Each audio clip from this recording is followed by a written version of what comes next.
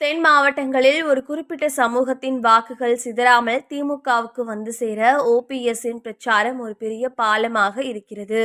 அதிமுகவின் உட்கட்சி விவகாரங்களை விட திமுக அரசின் சாதனைகளை அவர் பட்டியலிடும் விதம் நடுநிலை வாக்கர்களை கவர்கிறது. திமுக சீனியர் அமைச்சர்களுடன் ஈகோ பார்க்காமல் ஒருங்கிணைந்து செயல்படுவது அறிவாலய தலைமையையும் குஷிப்படுத்தியுள்ளது. போடி நாயக்கனூர் தொகுதியை பொறுத்தவரை ஓபிஎஸ்ஸின் வரவு இந்த தேர்தலை ஒரு மகா யுத்தமாக மாற்றியிருக்கிறது. அதிமுகவின் பணிவு முகமாக வெற்றி கனியை பறித்தவர் இந்த முறை உதயசூரியன் சின்னத்தில் களம் இறங்குவது தொகுதி மக்களிடையே பெரும் விவாதத்தை ஏற்படுத்தியுள்ளது. அதிமுகவின் கோட்டையாக கருதப்படும் போடியில் தன் சொந்த வாக்கையும் செல்வாக்கையும் இணைத்து ஹேட்ரிக் அடிக்கும் முனைப்பில் அவர் இருக்கிறார்.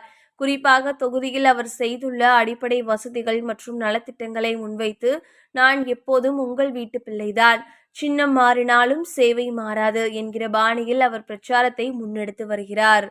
மறுபுறம் போடியில் களம் அனல் பறக்கிறது. அதிமுக தரப்பில் பி உதயகுமார் போன்ற சீனியர்கள் முகாமிட்டு அம்மாவால் அடையாளம் காணப்பட்டு இப்போது துரோகம் செய்துவிட்டு திமுகவுக்கு சென்றவருக்கு மக்கள் பாடம் புகட்டுவார்கள் என அனல் தெறிக்க பிரச்சாரம் செய்து வருகின்றனர்.